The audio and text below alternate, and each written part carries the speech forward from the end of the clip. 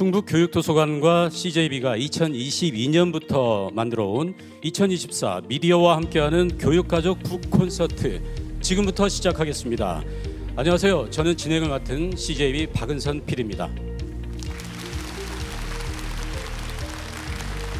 책 읽는 청주 캠페인 그리고 리딩 코리아 캠페인을 만들어온 CJB가 충북 도민들의 독서 함양을 위해서 열심히 노력하고 있는 충북 교육도서관과 함께 한 팀이 되어서 최고의 북콘서트를 준비했습니다. 2024 미디어와 함께하는 교육가족 북콘서트, 오늘의 주인공을 소개해드릴 시간입니다. 우리는 늘 웰빙을 얘기합니다. 행복하게, 그리고 삶에 만족하면서 잘 살아가자, 이런 뜻이죠. 그런데 아시다시피 삶은 무한하지가 않습니다. 모두가 다르지만 똑같이 한정된 시간을 살아갑니다. 그러면서 우리는 삶의 마지막 순간까지 삶의 질이 유지되기를 원하지요. 그래서 잘 죽는 것이 중요하고 웰다잉 이야기를 하게 됩니다. 우리 삶을 통틀어서 삶이 유한하다는 걸 인식하고 이를 바탕으로 더 의미 있는 풍성한 우리 삶을 만들어 간다면 그것이 더욱더 큰 웰빙이 되지 않을까 생각합니다. 자, 오늘 삶의 의미를 함께 찾아가는 길라잡이가 되어주실 분을 모실까 합니다. 서울대학교 유성호 교수님을 큰 박수로 모시겠습니다. 안녕하세요. 방금 소개받은 유성호입니다. 아우, 굉장히 많이 오셨네요. 네, 오늘 제가 여러분께 오늘 말씀드릴 내용은 제가 이제 전공하고 있는 학문과 또 이거와 관련된 삶과 또 죽음에 대한 이야기를 전해드리려고 합니다. 우선 저는 의과대학을 졸업한 의사인데요. 의과대학을 졸업하면 당연히 이제 환자를 보는 의사가 되어야 되죠. 그래서 공부하면서 이제 졸업하면서 이제 환자를 보는 의사가 돼야겠다. 그 중에 이제 정형외과 의사가 돼야겠다. 또는 감염내과 의사가 돼야겠다. 이런 생각을 많이 했는데요. 근데 이제 졸업하기 직전에 법의학이라는 수업이었어요. 근데 이제 법의학이라는 수업은 이게 큰 비중이 있는 과목은 아니었어요. 의과대학에서 교수님이 어느 날 지난 10년 동안 법의학을 하겠다고 찾아온 제자가 한 명도 없다. 이러다가는 정말 법의학이 큰일 나겠다. 이런 말씀을 하시는 거예요. 근데 여러분들 이 소리 들으면 어떤 생각 드세요? 10년 동안 제자가 한 명도 없는 학문이라니 하면 거긴 가면 안 되겠다. 막 이런 생각 드시잖아요. 인기가 없는 데는 이유가 있을 거야. 그렇게 생각하는 게 당연한데 그때는 제가 20대였어요. 20대 중반이었고 아니 이렇게 재밌는데 또 이렇게 중요한데 왜 아무도 안 할까? 그래서 열심히 그다음부터 한 지가 벌써 25년이 훌쩍 넘었습니다. 그래서 지난 20 몇 년간 제가 한 일은 뭐냐? 제가 하는 일은 사실은 검시라는 거예요. 검시는 뭐냐면 시신을 검사하는 거예요. 여러분 깜짝 놀라셨죠? 법의학이라는 게 아마 알고는 계실 텐데 그래서 시신을 검사를 한다니 좀 특이한 일이잖아요. 의사는 돌아가신 분을 검사를 하고 문서를 남기게 됩니다. 그 문서가 혹시 뭔지 알고 계세요? 사망진단서예요. 그 사망진단서가 검시를 통해서 나온 거예요. 그런데 검시에는 검안과 부검이라는 게 있습니다. 검안은 여기 한자 잘 하시는 분은 보시면 알겠지만 눈 한자가 아니에요. 눈 한자가 아닌데 그럼에도 불구하고 눈으로 보는 거를 우리가 검안이라고 그래요. 부검은 여러분 해부를 하는 거라고 생각하시면 됩니다. 그래서 우리가 의과대학에서 해부하는 거랑 조금 다른 게 저희는 목적을 가지고 부검을 해요. 해부를 해요. 그런 걸 이제 부검이라고 하는 거예요. 저는 무슨 일을 하느냐? 검시 중에 부검이라는 거를 하는 일을 합니다. 근데 많은 분들이 부검을 하면 끔찍할 거 아니에요? 그리고 스트레스 관리를 어떻게 하세요? 이런 말씀을 많이 하세요. 근데 여러분들은 오늘도 열심히 사셨고 또 이 강의를 보러 오신 건 아마 우리한테 시간이 무한정 있지 않다는 거를 마음속 깊이 아시기 때문에 그럴 거예요. 그래서 우리는 언젠가 끝이 있잖아요. 우리가 언젠가 숨이 빠졌을 때 내 자신을 바라보는 일, 그게 바로 오톱시, 즉 부검이기 때문에 많은 분들이 무섭지 않냐 그러는데 그렇지 않아요. 자신을 스스로 돌아보고 성숙할 수 있는 일이라고 생각합니다. 저는 원래 고등학교 졸업할 때까지만 하더라도 여러분 그 영화 같은 데 보면 청소년이 나오는 영화를 보면 주인공들이 되게 일진이잖아요. 막 싸움 잘하는 친구들. 근데 여러분들 대부분은 그냥 평범한 학창 시절 보내셨잖아요. 저도 이제 그런 영화를 보면 맨 앞에서 막 공부만 하는 애 있잖아요. 이렇게 빡빡머리에. 그러다가 이제 그 주인공이 비켜 하면 이렇게 맞고 이렇게 비키는 애들. 제가 이제 그런 스타일이었어요. 그래서 이제 뭐 크게 남 일 신경 안 쓰고 그냥 공부 열심히 하자. 뭐 학생이니까 이렇게 살아왔었는데 어떻게 보면 조금은 나 자신밖에 돌아보지 않는 그런 걸 수도 있었을 거예요. 근데 이제 제가 나이가 들면서 또 제가 이런 부검, 언젠가 내가 되는 언젠가의 나를 바라보는 일을 지난 27년간 하다 보니까 제 자신이 성숙해지는 일이 되는 거고, 그래서 무섭지 않아요. 오히려 공포 영화는 무서워요. 그리고 놀이동산에 가서 기구 타는 것도 무서운데 사실 부검은 별로 무섭진 않습니다. 부검이라는 게 꼭 억울한 죽음을 밝히는 일도 하지만 또 이렇게 어떤 질병이나 이런 거에 있을 때 굉장히 도움을 줄 수 있겠구나라는 생각을 했어요. 여러분, 코로나 바이러스 감염증이 최초로 발생한 나라가 어느 나라죠? 이제는 말할 수 있죠. 중국이잖아요. 그때 이제 그때 막 환자가 발생했을 때 괴질일 때 그걸 첫 번째로 부검한 분도 중국의 법의학자였어요. 법의학자가 부검을 하고 논문을 쓴 그날, 발표한 그날 중국어로 된 논문인데 하루 만에 영어와 한국어 세계 모든 나라로 번역돼 갖고 모든 사람이 그걸 읽고 아 이렇게 진행되는 거구나 하고 알 수 있었던 거예요. 결론적으로 부검이란 행위가 억울한 죽음을 밝히는 것도 분명히 있어요. 그렇지만 이거 이외에도 우리 국민 건강의 안정, 이런 보건, 의료의 증진 이런 거에도 큰 역할을 한다고 말씀드릴 수 있습니다. 그러면 검시를 왜 하느냐 많이 물어보세요. 검시를 왜 하느냐? 검시를 하는 이유는 크게 세 가지입니다. 즉 부검을 하는 이유는 크게 세 가지인데요. 첫 번째는 누구인가예요. 돌아가신 분이. 근데 우리나라는 혹시 김신조라고 알고 계세요? 어떻게 아시죠? 연령대가 네, 김신조라고 옛날에 1960년대 우리나라 박정희 대통령을 해하려고 북한에서 무장공비들이 내려온 적이 있었어요.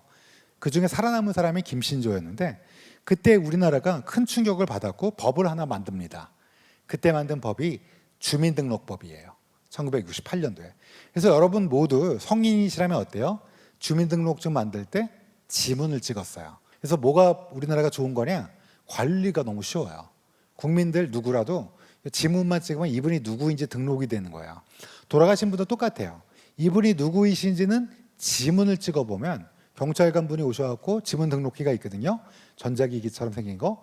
그걸 찍으면 쉽게 이분이 누구인지 금방 또 알 수가 있는 거예요.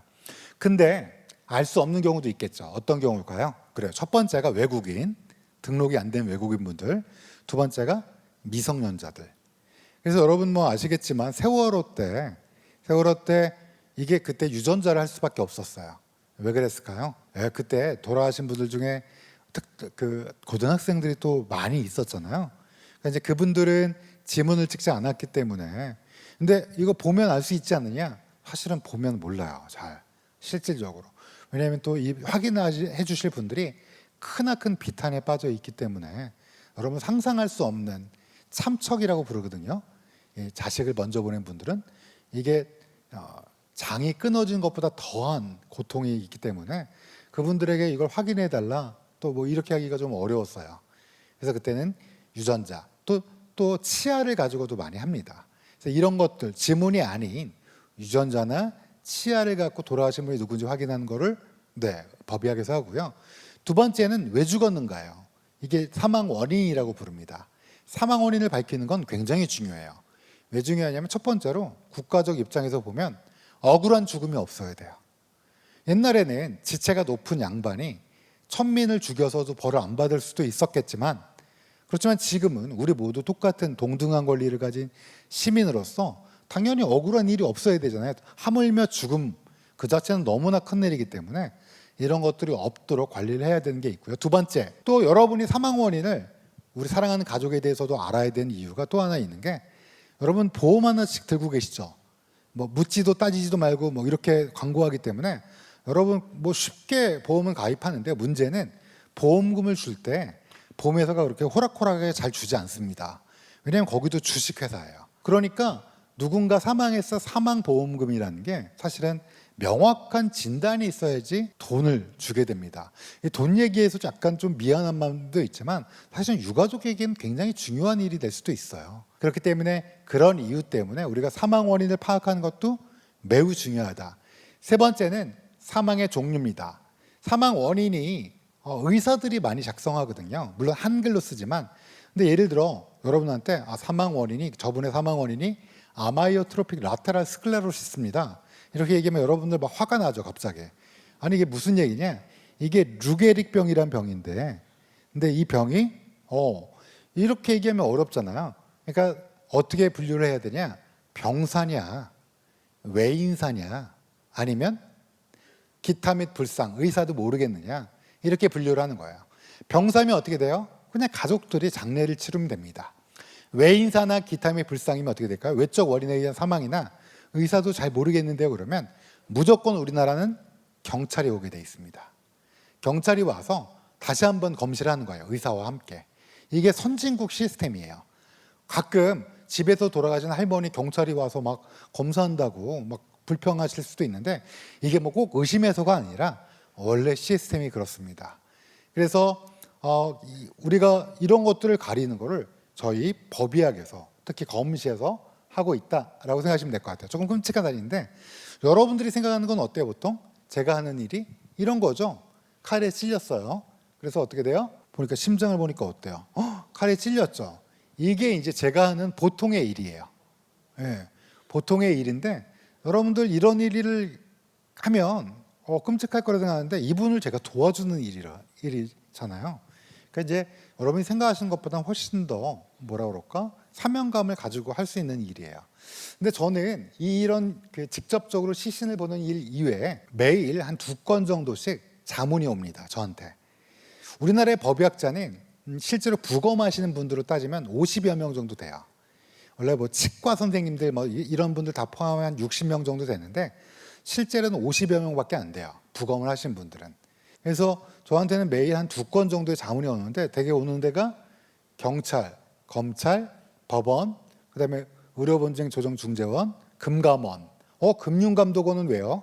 보험 때문에 그렇게 분쟁이 많아요. 그래서 이런 것들, 또 방송국, 혹시 저를 그것이 알고 싶다 같은 데도 보셨어요? 스모킹건이라고 요즘에 그것도 나오긴 있는데, 그래서 이제 그것이 알고 싶다 같은 데서도 오는 거예요. 근데 방송국에서 오는 자료들은 되게 부실해요. 왜냐하면 확보가 어려워요, 관에서 하는 것보단. 근데 가끔은 의미 있는 것들이 있어요. 이 사건은 제가 기억에 많이 남아서 강의 때마다 말씀드리는데, 이 17개월 된 여자아이가 이번 며칠 전에 넘어졌대요. 그래서 엄마가 이 아이를 데리고 대학교 병원에 데리고 갔어요. 대학교 병원에 데려갔는데, 여러분 CT를 보신 적은 없지만 사람 뇌가 어느 정도 되냐면, 실제로 만져보면 살아있는 사람 뇌는 부침용 두부 정도 됩니다. 여러분 두부 좋아하시죠? 그 부침용 두부 정도 되는데, 그럼 여러분 이렇게 흔들어도 괜찮나요? 물어보실 수가 있어요. 괜찮습니다. 이 머리뼈 안에 뇌가 두부처럼 돼 있지만 그 안에 물이 같이 들어있어요. 그런 걸 뇌척수액이라고 그래요. 그래서 여러분들이 이렇게 흔들어도 괜찮은 이유가, 여러분 두부 마트에서 사면 어때요? 그 안에 물 들어있죠. 그 딱딱한 케이스 안에. 그래서 이렇게 흔들어도 괜찮잖아요. 그런 것처럼 이 안에도 그런데, 근데 문제는 이 안에 피가 나면 어떻게 되느냐? 뇌를 직접적으로 누르게 됩니다. 왜냐하면 뇌는 달아날 데가 없어요. 딱딱한 머리뼈 안에 들어있기 때문에. 그리고 뇌가 눌리면 어떻게 돼요? 뇌 염증 때문에 부종이 생기게 됩니다. 부종이 생기면 뇌가 점점 부풀어 올라서 머리뼈에 닿으면 어떻게 돼요? 두부라고 그랬잖아요, 제가. 이게 머리뼈에 닿으면 두부가 생각만 해도 끔찍하죠. 원래 뇌는 데칼코마니여야 돼요. 좌우가 똑같아야 되는데 이렇게 눌리니까 어떻게 돼요? 두부가 밀리는 거죠. 거기다가 염증 때문에 부풀어 오르고. 이걸 보면 의사들은 깜짝 놀랍니다. 이건 정말 초원급이에요. 뭐 의사들은 어떻게 치료하느냐? 신경외과 선생님들이 머리뼈를 전기톱으로 제거해서 피를 제거하고, 또는 구멍을 뚫어서 피를 제거하고, 그 다음에 여기에 뇌가 부어 있을 거 아니에요. 그러니까 아주 강력한 이뇨제, 물이 쭉쭉쭉쭉 나오는 이뇨제를 써갖고 전신의 물을 빼는 거예요. 뇌 물을 같이 빼려고. 그래서 그 다음부터 뭐 어떻게 해요? 진인사 대천명이에요. 여기서도 그렇게 기다렸는데 그만 아이가 사망하고 말았어요. 그래 어때요? 의사가 마지막으로 해주는 서비스가 뭐죠? 검시. 그렇죠? 사망 진단서를 작성해야 되는데 첫 번째 누구인가 알 수 있죠? 두 번째 사망 원인 뇌출혈, 외상성 뇌출혈. 세 번째 사망의 종류 병사예요, 외인사예요, 모르겠다예요. 외인사, 엄마가 넘어졌다고 그랬으니까. 그렇죠? 식용유를 밟고 넘어졌다고 그러니까. 그래서 외인사로 이렇게 줬어요. 사망진단서를. 그러면 누가 출동해야 돼 원래? 경찰. 근데 엄마가 사망진단서를 받자마자 그거를 찢어버리고 이 아이를 데리고 장례식장만 있는 데 가서 의사를 불러달라고 요구했어요. 장례식장만 있는 데도 있잖아요.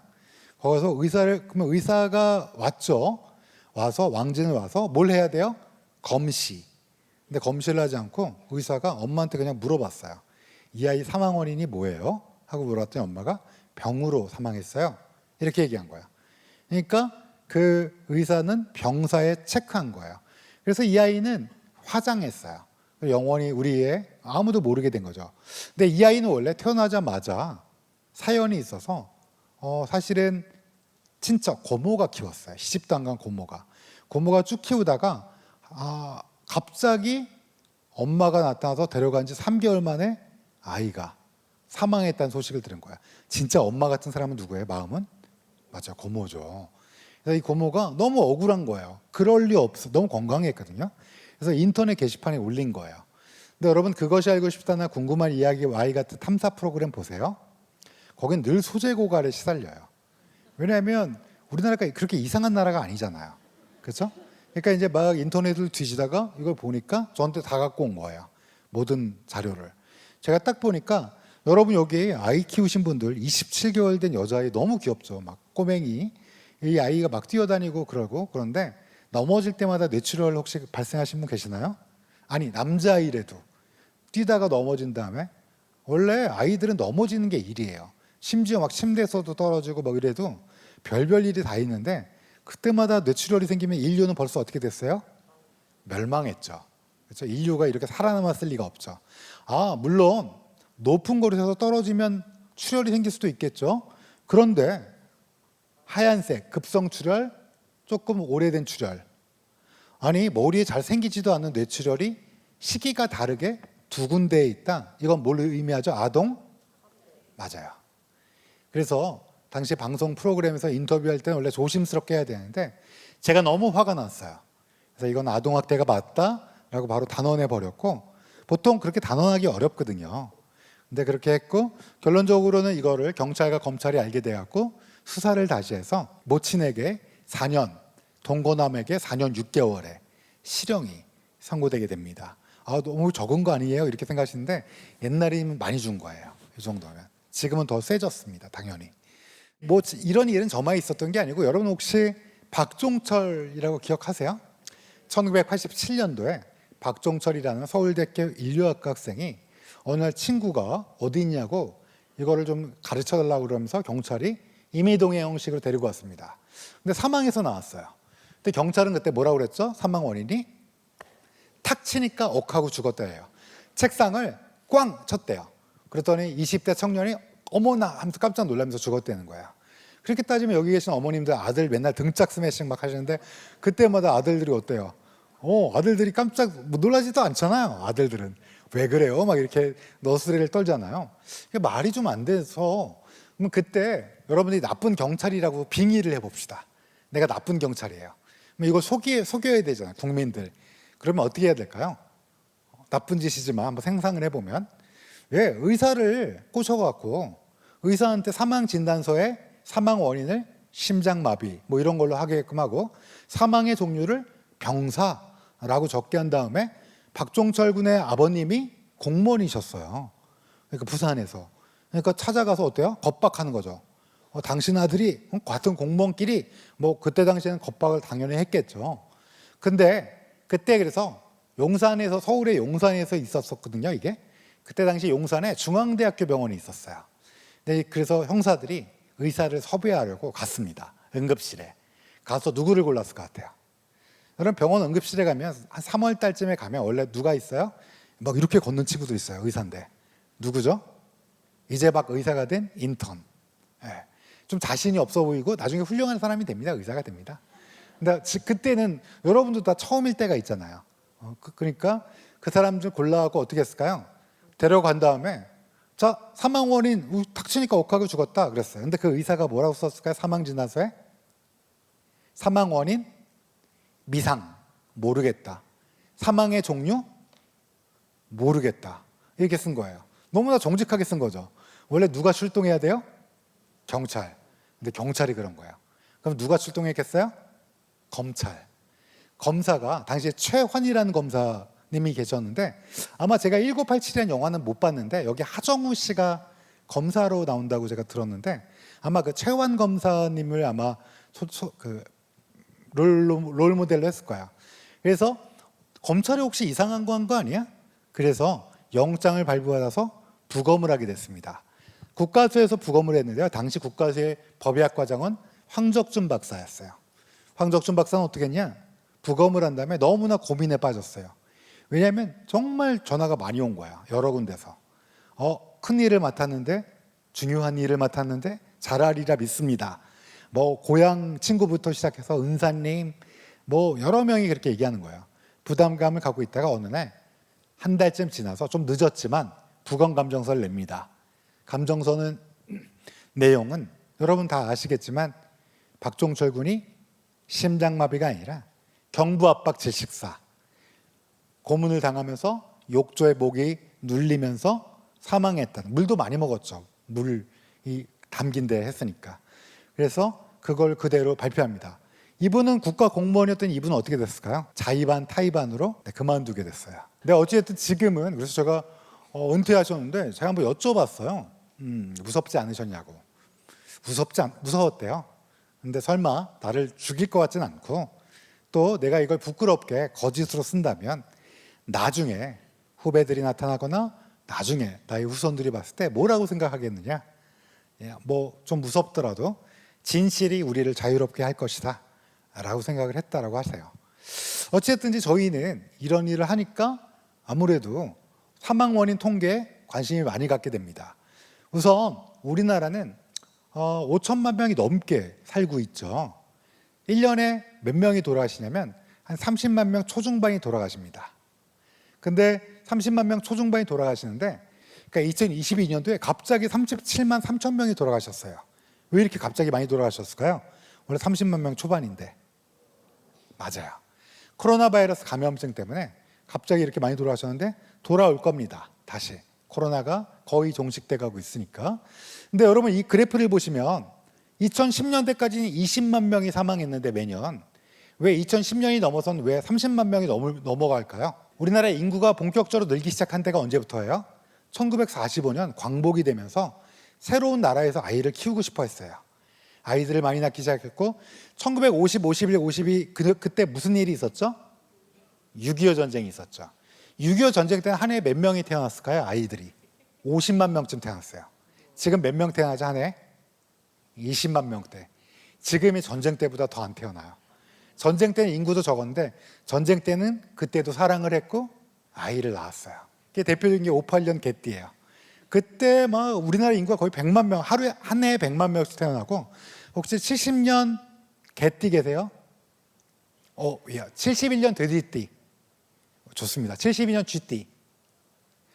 엄청 고생하신 세대예요. 한 해에 100만 명이 넘게 태어났습니다. 58년 개띠부터 거의 막 그래서 아마 기억하실 거예요. 그때 어때요? 초등학교 운동장은 늘 애들이 붐볐어요. 국민학교, 그때는 국민학교 다녔죠. 그리고 비가 오면 어때? 운동장이 늘 질퍽거렸어요. 그런데도 여학생들은 삥 둘러서 고무줄을 했고 남학생들은 공 하나에 수십 명이 달라붙고 뛰었어요. 그리고 중고등학교 때 기억나세요? 멀리 통학이라도 다니면 그 콩나물 시루 같은 버스 다 기억하실 거예요. 이렇게 인구가 늘다 보니까 어때요? 2020년대, 3, 40년대, 50년대생들이 조금씩 돌아가시기 시작하면서 이게 점점 느는 거예요. 좀 쓸쓸한 얘기지만 한 40년쯤 뒤에 떠날 준비, 30년쯤부터 떠날 준비를 해야 되죠. 그때쯤 되면 한 해 몇 명이 돌아가실까요? 대한민국에. 1970, 71, 72는 모두 100만 명을 넘었어요. 태어났을 때. 30년 뒤에는 한 해 몇 명이 사망할까요? 100만 명일 것 같지만 이게 퍼지니까 60만 명 정도 사망할 겁니다. 매년. 몇 명이 태어날까요? 대한민국은 한 해. 인구학자들은 9만 명 생각하고 있어요. 10만 명 정도. 그러니까 대한민국은 60만 명이 퇴장, 10만 명이 입장. 약간 걱정은 되죠. 걱정은 돼요. 근데 그 말씀을 드리는 게 아니라 우리 지금 이 넓은 우주에 찰나의 순간에 이 아름다운 지구에서 이 소중한 삶을 살고 있잖아요. 조금 더 건강하고 조금 더 우리의 삶을 소중하게 살려면 끝에 무엇이 있을까를 살펴보는 건 정말 중요한 일이에요. 한번 볼까요? 코로나를 빼고 생각하면 1위가 압도적인 1위가 뭐예요? 암입니다. 왜 우리나라 사망원인 1위가 암인가요? 왜냐하면 우리 몸은 잘못된 세포를 제거하고 잘못된 단백질을 되돌리는 복구 시스템이 있어요. 근데 복구 시스템도 같이 늙어가요. 나이가 들수록. 좀 아쉽지만. 우리나라 사망원인 1위가 암이라고 그랬는데 암 중에 1위는 뭐예요? 폐암, 2등이 간암, 3등이 대장암, 4등이 뭐예요? 췌장암, 5등이 위암. 위암은 왜 이렇게 줄었어요? 여러분 내시경 받으시죠? 그리고 의사 선생님이 뭐라고 그래요? 헬리코박터가 있네요. 세균이 있으니까 항생제 드시죠 이러죠. 이것 때문에 여러분들이 이게 암이 어마어마하게 줄었어요. 암이 1등이고 2등 심장제, 폐렴, 뇌혈관 질환이지만 다른 거는 다 괜찮습니다. 타살률, 살인 10만 명당 0.6명이에요. 이 정도면 어느 정도냐? 덴마크, 노르웨이, 아이슬란드 이 정도 수준이에요. 좋은 나라예요. 기본적으로. 사고도 어때요? 10만 명당 자동차 사고도 6.8명. 몇 대 몇 하는 그 변호사님 계시죠? 우리 이제 뭐 이 블랙박스도 돼 있고 이제는 음주운전이란 건 옛날에 음주운전 많이 했어요, 진짜로. 근데 요즘에 음주운전 안 하는 건 너무 당연하잖아요. 또 도로도 점점 좋아지고 있고 신호체계도 합리화되고 있고 그래서 점점 줄고 있어서 결론적으로 우리나라는 뭐다? 좋은 나라다라는 얘기예요. 우리는 이 세대는 여기 있는 분들은 끝이 있어요. 어떻게 끝이 있느냐? 3가지 타입으로 보통 만성질환을 얘기하는데 이런 거예요. 암은 기능을 유지하다가 훅 떨어집니다. 한 2, 3개월 만에. 기능이 뭐예요? 혼자서 걷기, 혼자서 밥 먹기, 혼자서 옷 입기, 제일 중요한 거. 혼자서 화장실 가기. 그 다음에 그래서 암으로 사랑하는 사람이 잃게 되면 어떻게 돼요? 영원히 가슴에 남아요. 불과 몇 개월 전까지만 하더라도 나랑 얘기를 했고 서로 대화를 했고 엄마, 아빠 사랑해요 이런 얘기를 나눌 수 있었는데 급속하게 상태가 안 좋아지면서 돌아가시기 때문에 가슴속에 잊혀지지 않습니다. 언제 한번 어른들만 모아놓고 이게 우리가 살면서 사는 슬픔을 어떻게 다룰 건가에 대한 강의를 제가 해드리고 싶지만 오늘은 시간 관계상 그래서 이런 것들이 영원히 잊혀지진 않지만 안쪽에 꾹꾹 살면서 이게 어른이 감내할 수밖에 없는 슬픔이라는 거잖아요.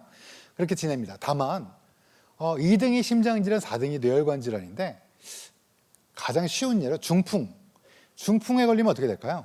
많은 분들이 중풍 걸리면 한쪽 다리, 팔다리가 불편한 거를 많이 상상하시는데 그분들은 굉장히 운이 좋으신 거예요. 진짜 운이 나쁘면 요양병원에 그냥 누워 계신 분들도 많습니다. 그렇게 되면 어떻게 되냐? 점점 기능이 떨어지면서 길어져요.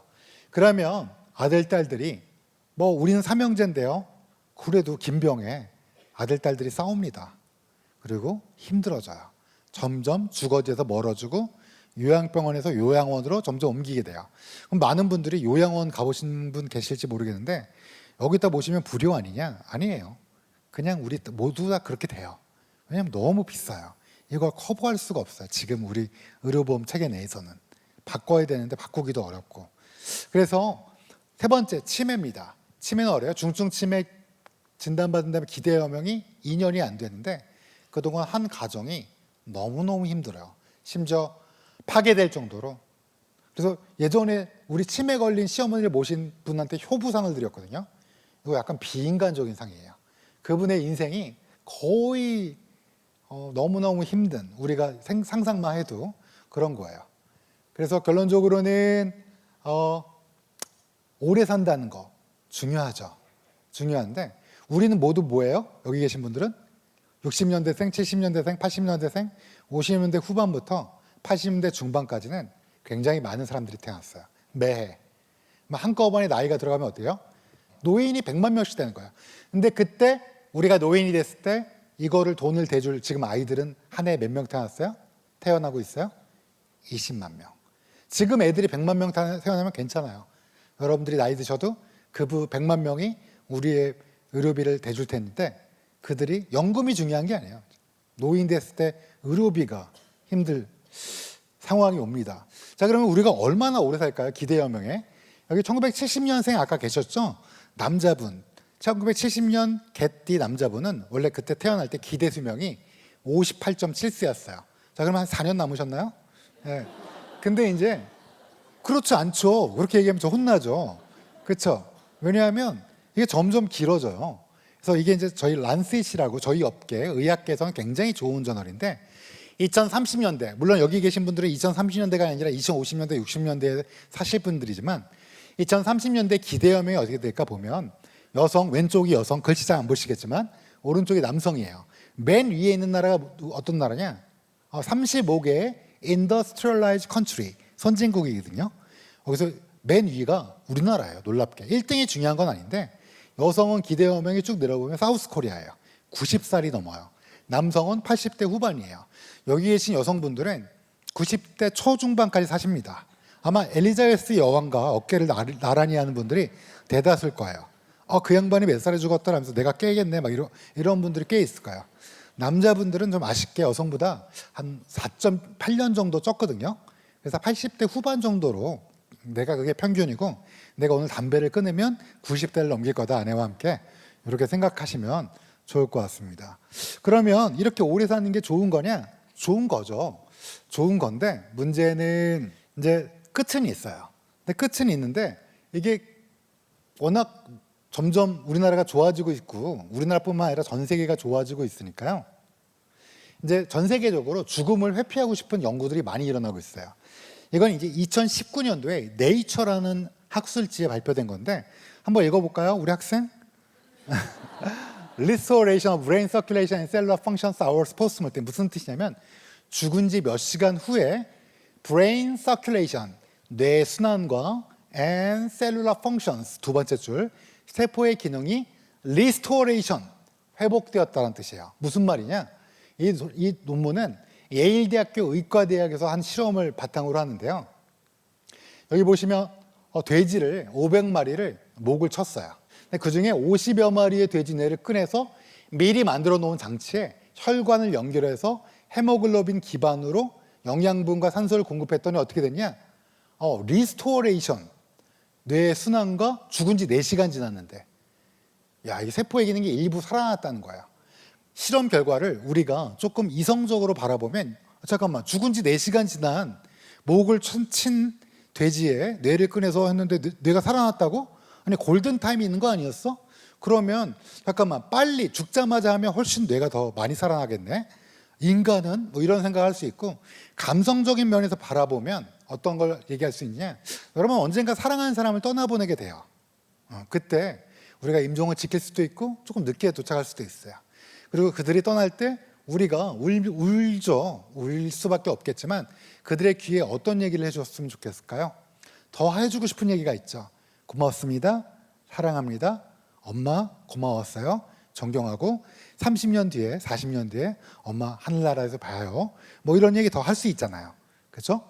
해도 되냐 많이 물어보세요. 하세요. 여기 뇌는 죽은 지 4시간 지났는데도 뇌가 스트러글링 막 이게 무산소 대사를 하고 있는 거예요. 특히 청각을 담당하는 관자엽은 오랫동안 버팁니다. 그렇기 때문에 우리가 사랑하는 사람 떠나올 때 울 수밖에 없죠. 그렇지만 그들에게 우리의 사랑을 다시 한번 확인해주고 안아주고 자신에게도 치유가 될 수 있는 그런 말들을 꼭 하시라고 감성적으로 생각하면 이 논문을 이렇게 생각해 볼 수 있겠죠. 일론 머스크가 2019년도에 논문 하나 발표했는데요. 의학 논문입니다. 여기 보시면 푸른색으로 보이는, 초록색으로 보이는 여기가 이제 눈썹처럼 생겼는데 이게 감직이에요. 이게 3,000개가 넘는 감직인데 오른쪽 생쥐대에 쿵 하고 감지기를 심어서 이거를 무선으로 이 뇌 활동을 기록하고 있는 거예요. 그래서 아래 보면 빅데이터로 뇌 활동을 기록합니다. 이게 2019년도고요. 2020년도에는 돼지 뇌에 심었어요. 그래서 Reading Brain Activity, 돼지 뇌에 이걸 읽는 거예요. 그 다음 원래 2021년도에는 원숭이 뇌에 심었거든요. 그래서 2022년에는 사람 뇌에 심겠다고 했는데 문제는 허락을 못 받았어요. 윤리위원회. 근데 작년 말에 드디어 허가를 받았습니다. 인간 뇌에 칩을 심는 거예요. 어떻게 허가를 해줬을까요? 치매와 파킨슨병을 치료하겠다 하면서 칩을 허락받았어요. 어디다 심을까요? 이게 실제 사람 뇌거든요. 제가 동그라미 쳐놨는데 동그라미 친 부분이 뭔지 혹시 아시는 분? 어떤 부위인지? 해마입니다. 해마라고 들어보셨나요? 우리 머리에 해마라는 부위는 기억을 담당하는, 여기에 칩을 심으면 어떻게 될까요? 네, 이 기억을 나중에라면 컴퓨터로 무선으로 옮길 수 있는 거예요. 그러면 용량이 얼마나 될까요? 여러분 기가바이트, 테라바이트 들어보셨죠? 아마 인간의 기억을 옮기면 질련 바이트 정도 될 거예요. 어마어마하게 큰 거예요. 근데 그걸 옮기는 걸 과학으로 뭐라고 그래요? 마인드 업로딩이라고 합니다. 이거가 되면 어떻게 될까요? 이거는 늘 싱크로나이즈드, 동기화되어 있는 거예요. 오늘 유성호 교수의 강의를 들었는데 내일이면 잊어버리실 거잖아요. 그렇죠? 근데 이게 컴퓨터랑 연결돼 있으면 어떻게 해요? 늘 기억이 나는 거예요. 시험 전교 1등 하겠죠. 그렇죠? 그리고 내가 언젠가 나의 생명이 끝날 때 컴퓨터에 있는 나는 그대로 남아있는 거예요. 그거를 새로운 거에 옮기는 거예요. 혹시 유발 하라리의 사피엔스 읽어보신 분? 거기에 맨 마지막 장의 제목이 뭐죠? 호모 사피엔스의 절멸이에요. 우리 호모 사피엔스는 멸망할 거예요. 근데 뭐 해성이 떨어져서 지구 오염으로 그게 아니라 우리가 다른 존재가 되는 거예요.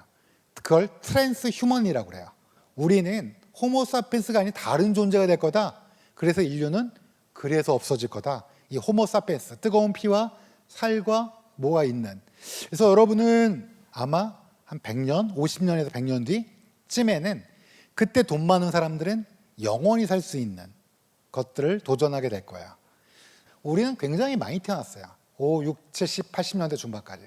대한민국의 전성기, 물론 지금도 전성기지만 어마어마한 사람들이 태어났어요. 근데 우리 같이 노화는 막을 수 없어요. 그렇다면 이 이야기, 이 주제는 분명히 나올 것이다. 그때 여러분은 내가 어떤 가치관이냐에 따라서 이거에 대해서 마음을 품고 계셔야 된다. 그리고 제가 이러고 강의를 끝내면 여러분 우울한 마음으로 돌아가시겠죠. 아니 강의를 좀 활기찬 뭐 이렇게 오려고 했는데 이게 뭐냐? 여러분에게 다른 방법을 말씀드릴게요. 우리 다 같이 건강하게 오랫동안. 여러분의 꿈은 뭐예요? 93세쯤에 남성분들은 일단 아내가 있어야 돼요. 그리고 나는 걸어 다녀야 돼요. 뭘 타고 다니지 말고. 그리고 어때요?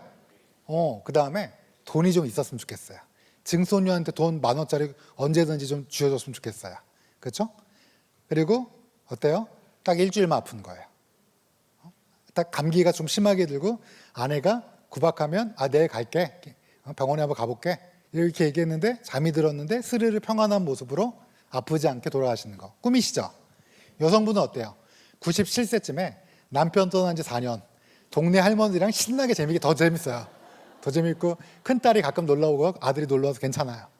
그러다가 일주일 딱 아프고 평화로운 상태로 끝나는 거. 괜찮죠? 이러려면 어떻게 될까요? 모든 사람이 열망하잖아요. 그 결과 딱 이 6가지밖에 없어요. 지금 현재 확실한 건. 일단 담배는 끊으셔야 돼요. 그다음에 두 번째, 규칙적인 운동을 하자. 하루에 8시간 앉아있는 분들은 하루에 1시간씩 중강도 운동. 옆 사람과 얘기했을 때 살짝 숨이 찰 정도로 그 정도 운동 1시간 하고 대신 하루에 3시간 이상 TV 보면 인터넷 보면 다 소용없다. 무슨 말씀인지 아시죠? 몸을 부지런히 쓰자. 세 번째, 건강한 식습관 아시죠? 여러분들 저기 밤에 치킨은 4년에 한 번씩 월드컵 진출했을 때 그리고 그 치킨은 우리 아이들이야 뭐 먹어야 되니까. 네 번째, 적정 체중 유지. 적정 체중 사실 솔직히 말하면 제 오래 사는 체중은 과체중이에요. 표준 체중에서 살짝 넘어가는 과체중. 그래서 여러분들이 체중할 때 뭐가 제일 중요해요? 내가 중강도 운동을 할 때 무릎이 안 아파야 돼요. 몸이 안 피곤해야 돼요. 이게 표준 체중이든 제일 안 좋은 체중은 저체중이에요. 아주 저체중이 오히려 비만보다 더 일찍 돌아가십니다. 너무 스트레스 받지 마시고요. 적당한 건강한 식습관을 가지시고 운동도 적당히 하시라는 거예요. 스트레스 관리 이거 얘기하면 남자분들이 다 웃으세요. 무슨 명상이야 막 이러는데 하세요. 애써 하시고 아니면 운동을 달리기나 수영 같은 거 하시면서 나 스스로를 돌아볼 수 있는 짧은 시간이나마 이걸 만들 수 있는 걸 꼭 하세요. 반드시 하셔야 돼요. 우리 지금 뭐 하고 있어요? 오랫동안 건강하게 살기예요. 아주 오랫동안 93세까지.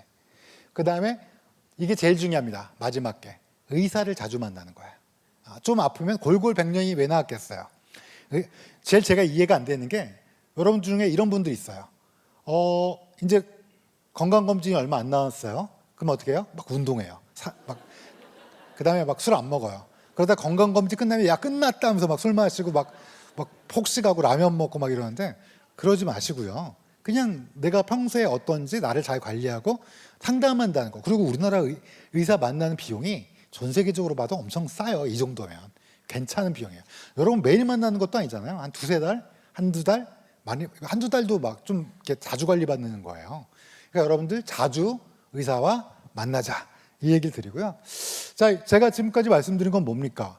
어떤 분이 2003년 2월 위암 말기 통보를 받고 내가 약속했는데 하지 않은 게 있나? 라고 생각한 거예요.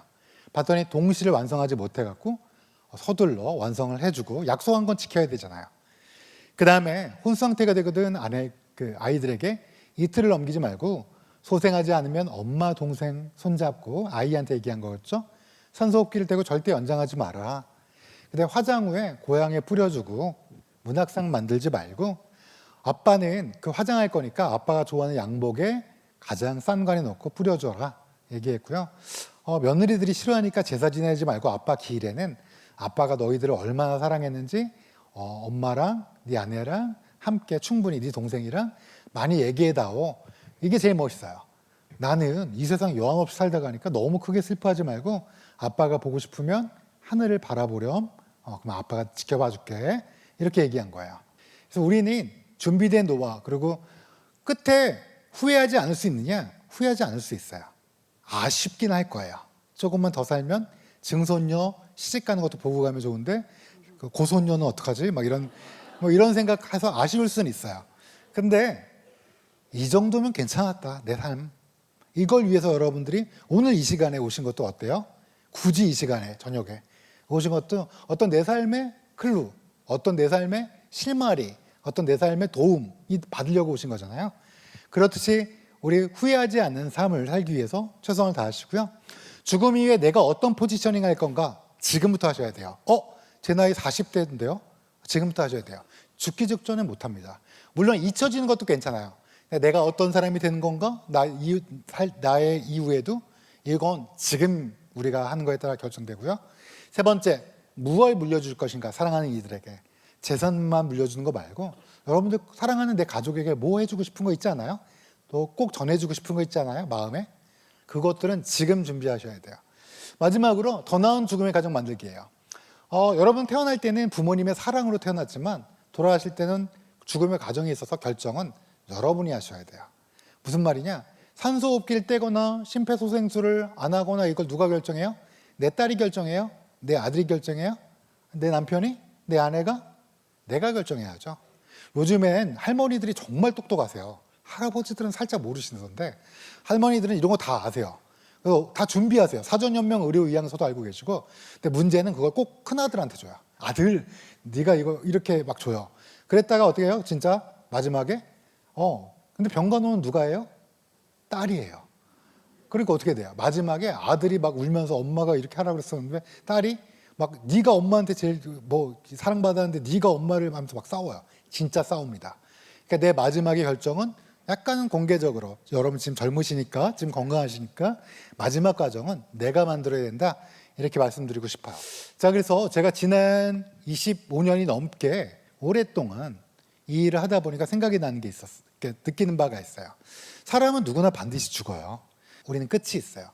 근데 우리는 이 세상에 사실 어머니 아버지가 사랑해서 태어난 존재지만 뭔가 주어진 존재는 아니었어요. 그냥 태어난 거예요. 아무런 주어진 의미가 없었어요. 그러니까 우리는 어머니가 뭐 얘기하는 게 정답도 아니고요. 아버지가 얘기하는 거 정답도 아니고 우리에게는 우리만의 의미를 찾아서 떠난 여정이 있어요. 그걸 뭐라고 불러요? 인생이라고 부릅니다. 우리는 지금까지 뚜벅뚜벅 뭘 찾아서 헤맸어요? 인생. 다만 우리는 이 세상에 던져졌기 때문에 기본적으로 디폴트로 외로워요. 그래서 여러분 항상 늘 외로울 거예요. 가족이랑 같이 있을 때도 외롭고 어쩔 땐 너무나 외로움이 사무쳐요. 이상해요. 그건 우리가 이 세상에 던져졌기 때문에 그래요. 하이데거 얘기를 꼭 하지 않더라도 원래 그래요. 그래서 근데 한 가지 다행인 건 나도 외롭지만 내 아이도 외롭고 내 남편도 외롭고 내 아내도 외로워요. 원래. 그렇다면 외로운 사람끼리 가장 해줄 수 있는 게 뭐예요? 따뜻하게 손잡아주기, 안아주기. 근데 제일 안 좋은 게 가족끼리 제일 안아주고 손잡아줘야 되는데 꼭 제일 심하게 얘기를 해요. 제일 심하게 상처 주는 말만 골라서 해요. 그러지 마시고 내 아내도 외롭고요. 나도 외롭지만 내 아이도 외롭고 내 남편도 외로워요. 그렇다면 그들에게 따뜻한 말 아니면 말할 필요가 없어요. 따뜻한 눈길, 따뜻한 손잡아주는 건 이렇게 던져진 존재 그리고 의미를 찾을 수 있을지 없을지 모르는 이 세상에서 뚜벅뚜벅 걸어가는데 힘이 될 거예요. 그리고 여기 젊은 분들 많이 계시니까 절대 뒤돌아보지 마세요. 왜냐하면 이 뚜벅뚜벅 걷는 길은 사실 오르막길이에요. 아무도 얘기를 안 해주시는데 약간 힘들어요. 그리고 가끔 진짜 멈추고 싶을 때도 있어요. 저도 그래요. 누구나 그래요. 할아버지도 그랬는데 그냥 뚜벅뚜벅 걸어왔던 거예요. 그래서 뒤를 돌아보면 넘어져요. 뒤돌아보는 게 뭐 많이 보냐면 우리 엄마가 나를 때려서 우리 아빠가 나를 그때 이걸 안 해줘서 내가 그때 이걸 안 사갖고 내가 그때 바보처럼 행동해서 자꾸 뒤를 돌아보면 넘어집니다. 그러지 마시고요. 너무 멀리도 보지 마세요. 가까운데 내 주변에서 혹시 외로워하는 사람 있으면 가끔 손을 잡아주고 옆에 핀 꽃을 보면서 뚜벅뚜벅 그러면 아마 언젠가는 후회하지 않는 이 정도면 괜찮았구나. 우리의 삶이 이런 날이 반드시 올 거라고 생각하고 그날을 위해서 오늘도 또 내일도 열심히 살아갔으면 좋겠습니다. 긴 시간 동안 경청해 주셔서 감사합니다.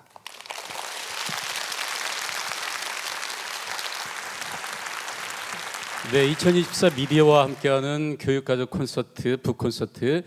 제 느낌은 우리 유성호 교수님의 강연을 듣고 어떤 생각이 들었냐면 아주 넓은 벌판에 깜깜한데 가긴 가는데 어디로 가야 될지 모르는, 그래서 내 위치가 어딜까 이런 고민을 하고 있는데 지금 너는 어디에 딱 있고 어느 쪽으로 가면 될 것 같아 이런 말씀을 해주신 것 같아서 굉장히 생각이 밝아졌어요. 교수님 감사합니다. 아유, 저도 감사합니다. 그렇게 들으셨어. 네, 여러분들 진짜 좋은 강연 들으셨죠?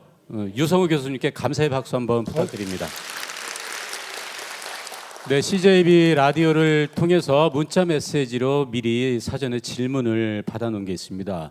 한번 교수님께 질문을 드릴 텐데 법의학자로서 느끼는 삶의 행복이란 무엇이며 은퇴 이후의 삶의 계획은 어떠신지 궁금합니다. 일단 뭐 저는 행복이 사실은 굉장히 짧게 오고 뭐라 그럴까요? 항구적으로 있기는 불가능한 거라고 생각해요. 그래서 그때그때 행복을 느낍니다. 뭐 꼭 법의학자로서가 아니라 아침에 따뜻한 커피 한 잔 마셨을 때도 좋고요. 또 아내랑 아침 출근하면서 가볍게 포옹하면서 나올 때도 기분이 좋고 행복하다고 느끼고요. 뭐 꼭 일에서만 행복을 찾는 게 아니라 모든 일에서 가끔 해요. 왜냐하면 가끔 기분이 안 좋아질 때도 많잖아요. 이걸 상쇄하려고 그때 좋은 일이 있으려고 노력을 합니다. 네. 그리고 은퇴 이후의 삶은 은퇴 이후에도 계속 일을 할 건데요. 네. 어떤 일을 할까 하는 거는 조금 더 많이 생각을 지금 하고 있습니다. 네. 제가 항상 말하는 건데 죽을 때까지 일해야 된다고. 왜냐하면 노인의학에서는 일을 예. 멈추는 순간 IQ가 낮아지고 그다음에 늙어간다고 해요. 그러니까 그게 꼭 돈 버는 일이 아닐지라도 우리가 뭐 나만의 루틴 일이라 그래도 일을 죽을 때까지 해야 된다는 면에선 예. 죽을 때까지 하려고 합니다. 돈도 그게- 벌면 좋고요. 그게 나쁜 말이 아니군요. 죽을 때까지 일한다는 게. 죽을 때까지 일해라 이러면 칭송이죠. 죽을 때까지 일해라 그러면 고맙습니다 막 이렇게. 네.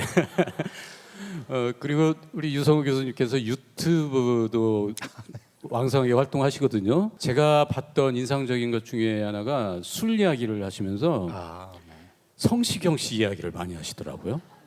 먹을 텐데인가요? 뭐 그런 거 보니까 술을 굉장히 잘 드시더라고요. 맞습니다. 이렇게 막 글라스에 드시는데 저는 그렇게 먹는 거가 위험하다고 생각하거든요. 사실은 법의학자 입장에서 진짜로. 그래서 성시경 씨한테 개인적으로 네. 얘기해주고 싶은 마음이 있었나 봐요. 계속 술 많이 먹는 사람으로 성시경을 얘기해서 좋아합니다. 되게 좋아해요. 희재 뭐 이런 음악 되게 좋아하는데 네. 약간 걱정돼서 그래요. 그래서 굉장히 친하신 줄 알았어요. 아니 전혀 일면식도 없습니다. 자, 다음 질문 주세요. 한 방송사 공식 유튜브 채널에서 법의학자 이호 교수님이 법의학 살리기 프로젝트로 2호의 2호를 찾아서 법의학 후계자 찾기가 진행되고 있는데 유성우 교수님께서는 성호의 2호 어떻게 찾으실지 궁금합니다. 제가 이제 강의를 잘해야 되는데 그래야지 이제 학생들이 매력을 느끼고 저처럼 올 텐데 이게 이제 아무래도 이제 의과대학 들어온 학생들이 부모님이랑 친해서 2호가 되려다가도 이제 부모님이랑 상의한 다음에 내 피부는 어떻게 하니? 막 이러면서 뭐 이렇게 여러 가지 얘기를 들으시고 안 해요. 그래갖고 뭐 사실상 지금은 약간 괴짜가 들어오기를 기대하는 그런 방법밖에 없어서 사실상 포기라고 하면 너무 좀 비겁해 보이나요? 아니 그래도 하늘의 운명에 기다리고 예, 있습니다. 강연 듣거나 또는 책을 읽고 이런 젊은이들 가운데 누군가 또 마음이 통하는 사람이 있지 않을까요? 겠죠, 뭐 언젠가는.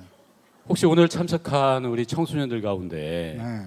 우리 유성호 교수님의 후계자가 되고 싶은 학생 없을까요? 일단 서울대 의과대학에 들어올 것 같아요. 이제부터 하면 됩니다. 자, 다음 질문 보겠습니다. 법의학자로 일을 하시며 생긴 트라우마가 있으신가요? 트라우마라기보다는 이제 재판에 가서 거짓말하는 사람들이 99.9%예요. 그러니까 계속 거짓말합니다. 조금의 형을 줄이려고. 근데 그럴 때 가끔은 환멸을 느낄다고 할까요? 인간의 네, 본성에 대해서. 그러니까 우리 모두 다 거짓말을 하고 살죠. 그럼에도 불구하고 우리는 다른 사람에게 선하게 대하려는 마음이 있잖아요. 근데 다른 사람에게 그렇게 악하게 돼 있는데 끊임없는 거짓말로 본인의 죄를 피하려는 사람을 볼 때 네. 그게 이제 법정에도 마주치는 것 같아요. 제가 이제 과학적으로 얘기를 하면 또 그걸 부정해요. 그러면 그때 약간 인간에 대해서 정말 인간은 이런 사람도 있구나는 그게 좀 트라우마인 것 같아요. 보통은 우리 모두 다 좋은 사람이라고 생각해요. 가끔은 신경질 낼 때도 있고 뭐 사소한 걸로 갈등을 일으킬 때도 있죠. 그렇지만 사실은 다 좋은 분들이 많잖아요. 예, 근데 진짜 나쁜 사람도 있겠구나 하는 생각을 가끔 할 때가 있습니다. 이제 마칠 시간인데 우리 유성호 교수님께서 우리 청주 시민들 그리고 교육 가족들에게 따뜻한 격려조의 인사 말씀 한번 듣도록 하겠습니다.